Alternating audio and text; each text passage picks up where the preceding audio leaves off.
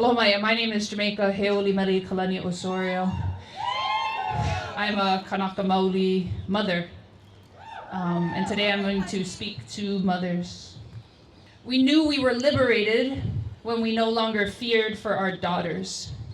It's been raining for days, the kind where the sky turns gray and you wonder if it'll ever turn back. It's 55 degrees in Wahiawa, which is really fucking cold, by the way, and my 6-week-old daughter is sneezing more than usual. My partner looked it up. Babies sneeze when they are cold, so I am holding them both a little closer than normal, which is pretty damn close. At night, I close the windows. I wrap her in a lei of blankets. I say her name out loud. Remind her that she is loved, safe. Ovau no ko kiai. I am your protector, I say, over and over until she is ready to say it back, and her mother and I wait to hear her fall asleep, and then we settle into each other. This is the future we dreamed of together, from the front lines of a movement protecting our mountain, our water, each other. And it is full of everything sweet, everything beautiful and tender, but we are no longer in a pu'uhonua, so it is also overflowing with everything I fear.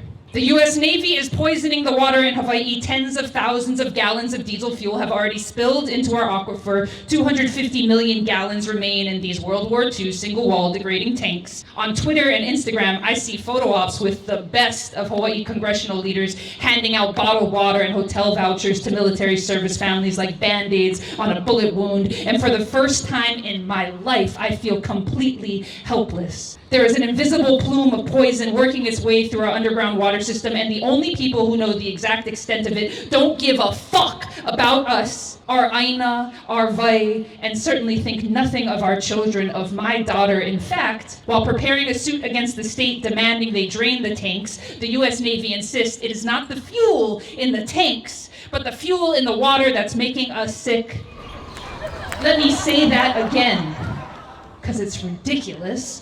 The US Navy says it's not the fuel in their tanks, but the fuel in our water that's making us sick, and I give no fucks about their lyrical gymnastics. There is no rewriting themselves out of fault. I want to ask them, how will I feed my daughter if all we have is jet fuel falling from the faucet? Instead, I start Googling DIY home rain catchments, and I spin into a tornado of my own fear. I can only think about the decades our people have been calling to demilitarize our islands and oceans, and how no one beyond our lahui cared to listen. And now it's the TV and Twitter and Instagram all popping off, and the water is rising, and the COVID variants are multiplying, and there are guns and cops and cages everywhere, and my checking account is hemorrhaging money, and my daughter is crying, and it hasn't stopped raining. It has been days, and it's true. I used to long for these moments. A quality storm to quiet my house and mine, me in a corner with a pen and pad of paper. But today, I have a sneezing daughter in my arms, and I know that means she's cold. So I'm holding her a little closer than normal, which is pretty damn close, and I can't stop thinking about how little I can protect her.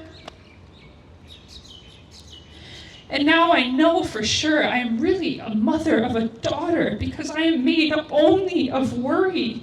And I am thinking about water, the vai that is now fuel, the kai that is still rising all around us, and the mud that is creeping closer and closer to my doorway with each day that the deluge continues, and I am waiting for someone to come and hold me, to tell me that I am loved, to say that at least for today, the water is safe. I am waiting for someone to remind me that we too are worth protecting. Like a mauna, like an island, like an ocean. I look into my daughter's eyes again. Ovau no ko kiai.